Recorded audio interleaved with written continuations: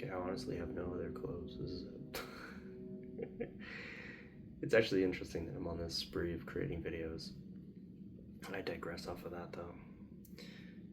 When it came to all of the distortions that I've seen, all the distortions that I have been through personally, those relationships I really want to talk about because every last one of them is important, just like the last one I shared. Because obviously, you don't have a very clear vision of what it is that you actually want out of being who you are. Because, again, I mentioned it before, but it's not really a man versus woman issue. It's just cliches that exist naturally.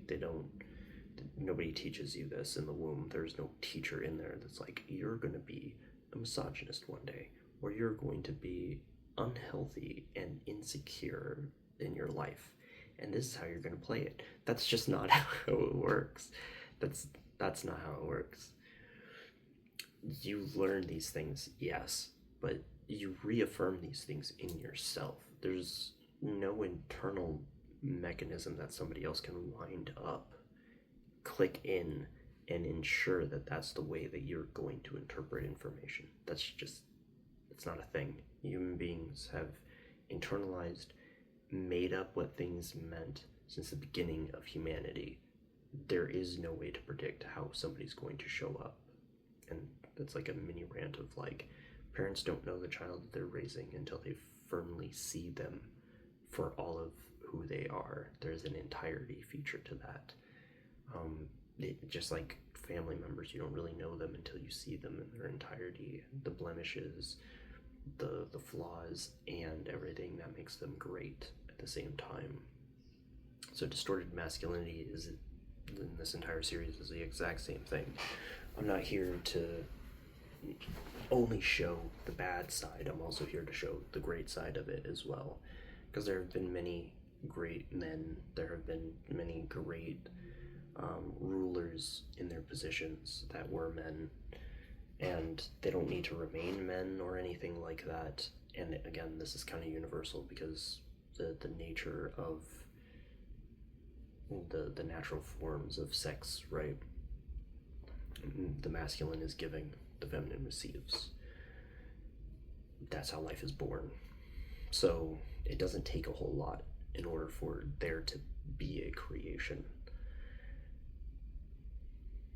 I'm saying that not as in an experience of people who,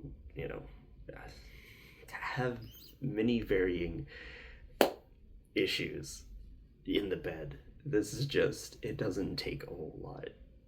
If you really think about life, the entire idea of bringing a child and a full human being into existence, it could have literally been anything. It could have been mad science. It could have been this weird, alternate kind of unimaginable thing that you had to do, but it is sex that you are doing in order to create a child. Something that is pleasurable. It can actually be fun. It can be great. You can have a great time, but you can also have a terrible time. So we're going to use these as basis, right? Because that's just as important in this discussion.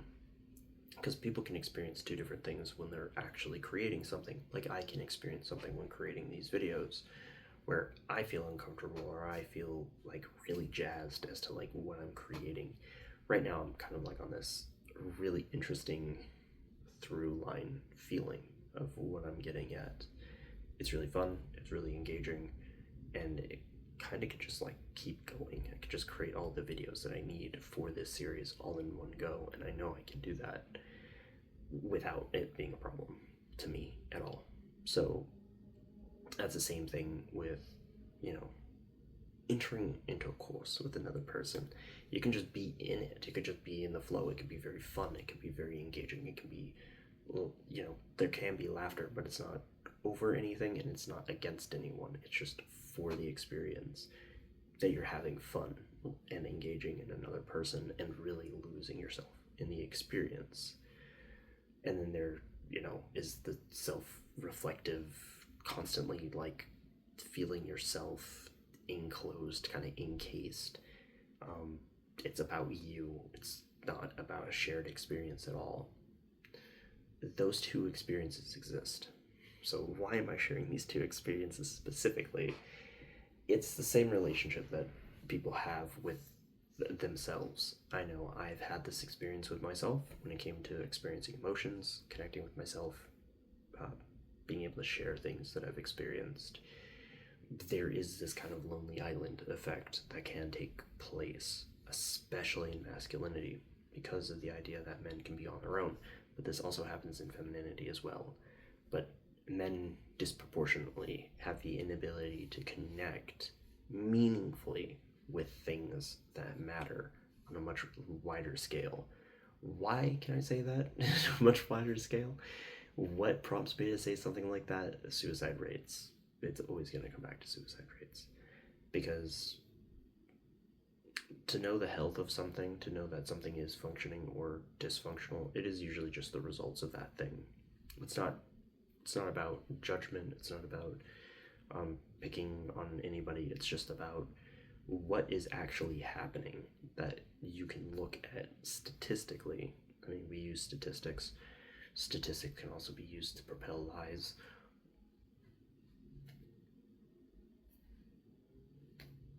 Anyway, in this case, the statistics around number of suicides and all of that stuff and access to things, right? So the relationship of why the idea of somebody who's really in themselves or somebody who's really experiencing and losing themselves to the experience is that has a lot to do with how comfortable a person is with exploring themselves. There are plenty of ways of exploring oneself that lend themselves well to a person's experience. It's going outside, it's, speaking your thoughts out loud, being able to observe yourself. It's taking the time to give to yourself and receive yourself. So often, the experience of giving is, again, distorted. It's about a means to an end. So often, it's a means to an end where there is expectation, there is something that must be happening in order for that person to experience the best of something. All of that relationship, all of that tenderness to experience a life that is more appealing than another life experience that you're having. It's this fundamental nature to who you are receiving at that time, right? Because we don't often have a relationship where it's just to give, because you're expecting something in return for what you give. But so often it's the inexperience that is in the ability to give that negates our ability to receive something very deeply. And in this, I'm going to use some examples because, again, Greg and Jimmy are such great examples.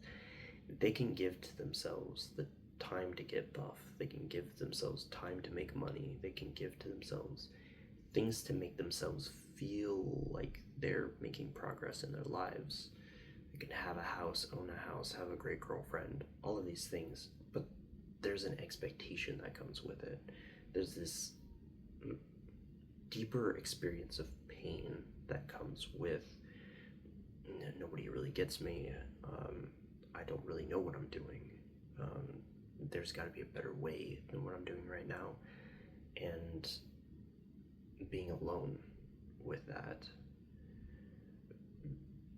Inherently, women tend to find each other, not all, but inherently, women have a bond where they can talk to each other and be more deep about the things that they're experiencing, but also about things that they're having problems with.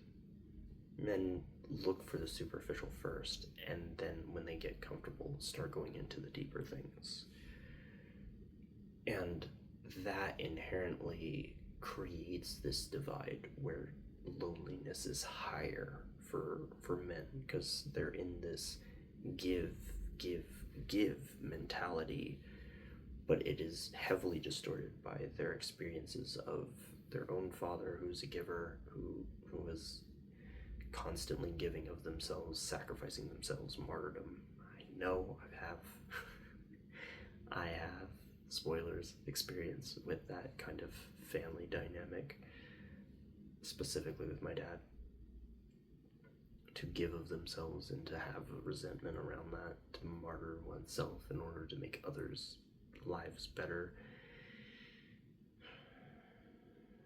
As you can tell, that doesn't necessarily mean that that's what's going to actually happen if you're sacrificing yourself. All you're teaching to somebody else is that you don't really matter and that it's okay if they sacrifice you because you're expecting it. That isn't inherently true. I also have that in myself as well. There is a bit of a martyr streak in which I want to give up something. Usually it's my ideas, it's things that I come up with, it's things that I myself feel very passionate about that I would give away because I don't want to deal with the tension or the potential disappointment and doubts that I have that it will ever really matter. Does that make my life better? No, it doesn't, because there are plenty of ideas that I have that being with and having fun with actually are the things that are most important to me rather than running away from them.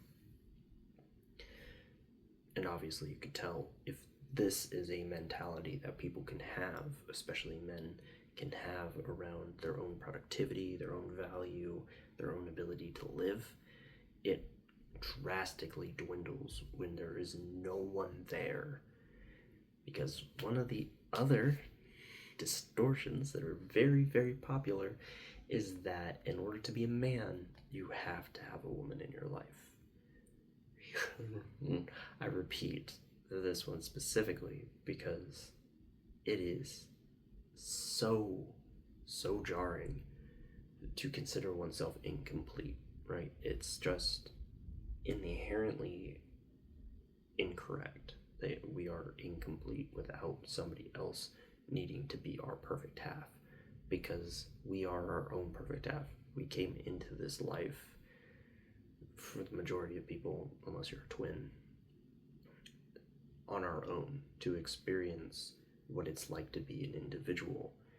But that doesn't mean that we're inherently just ourselves. We're our experiences, we're the people that we met along the way, we're all of the things, the nuances that make us who we are as individuals to propel a society in a different direction based on what is innate in us, not what's lacking in us, or rather what we need to achieve in order to have that life. I've met plenty of people, men, who've, get the partner and think that's it, they're done,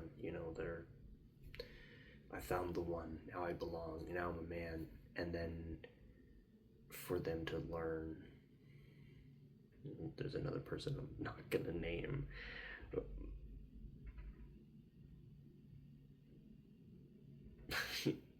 I'm gonna name him Trinidad because I think that's funny. Trinidad, who experienced being with a person for many years, having a child and everything, and just to learn that person in and of themselves weren't really themselves the entire time, which is devastating, which is that person never really showed up as who they wanted to be because they expected the other person to always be expecting them to be a certain kind of person. Again, devastating, something that I've experienced on my own as well, which is just like, I don't know who I have to be in order to be loved. I don't know who I have to be accepted as I am. And that pain is incredible. But it's highly irrational, just like the need to have a specific version of a person or to be living under that kind of pressure. There isn't anything inherently wrong with that experience. It's just when life can be like that, when life can be tumultuous and painful like that, you do feel some kind of way about it. It does distort the way that you see the world, because so often we put on these masks to hide ourselves, so much so that we avoid having experiences that are very deep and very personal, and expecting that to hold us accountable, to hold us to this resilience. But it doesn't. It is a way of protecting ourselves against living life, because we're not inherently living it. We're just dragging our feet and trying to keep up with what expectation we have around our lives.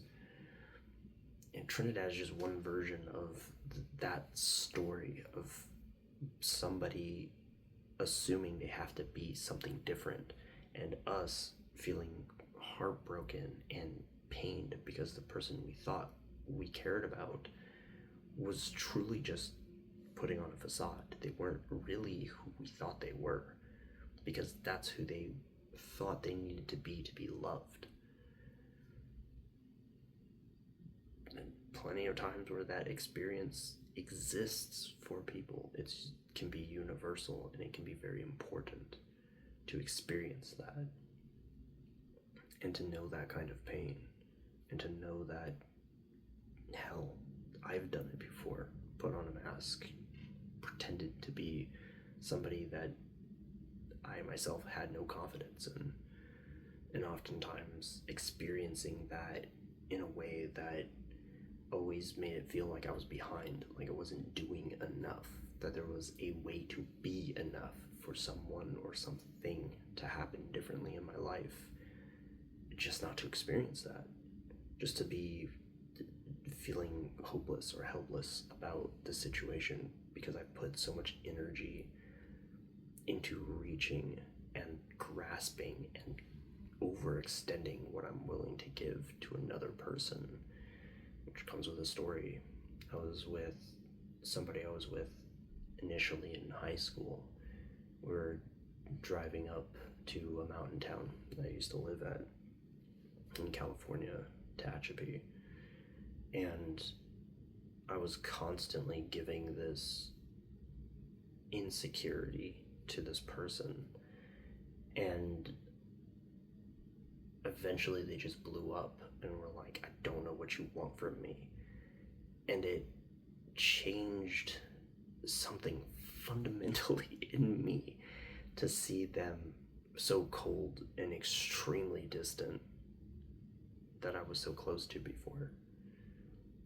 That it did hurt, that it did come with like a very sharp pain, but it also came with an extremely dull ache, because this person that's in front of me could care less about my own need to hold on to them, to still want something in relation to this person, and to know that in that moment I felt very isolated and very alone, because I was alone in the pain that I was feeling, because it was just my pain that I was making for everybody else, specifically for this person that I was with. And it never really went away. It matured, I guess. I got matured a little bit away from that, but not by much. Because for me to be wanted and to be loved was more demanding for me than it was for any of the people I was with. I wanted to be wanted and secure in that people want me around, to have me in their life, which all it did was breed more contempt from me, because I wasn't seeing that, I wasn't receiving that, I was distorting spending time with them as like, you owe me something now that I've spent time with you. I don't need to be here, and I don't necessarily want to be here for the same exact reason. And I feel like I need to do something in order to constantly reassure that the connection is valuable, because the connection is valuable. It's always been valuable. Everyone I ever meet, it's very important that they know that I do treasure experiencing them. I don't always say it, just purely on me. I just don't say it. But my relationship with other people also reflects that, because there's a level in which I'm giving, and there's a level in which I'm receiving, and there's a level in which, in between those two, I'm distorting what is happening, what I am willing to experience and what I'm not willing to experience. But then there's moments in which I am heavily receiving of another person, where it feels like there's no real time at all that I'm experiencing between being with this person and showing up fully authentically. And that has happened before, where I'm around them and it's just bliss, it's just this airiness, it's just being present to everything that's happening and not getting stuck in anything. So both of them are very real emotional states. And with that, I'm gonna leave this one here, and I'll catch you later.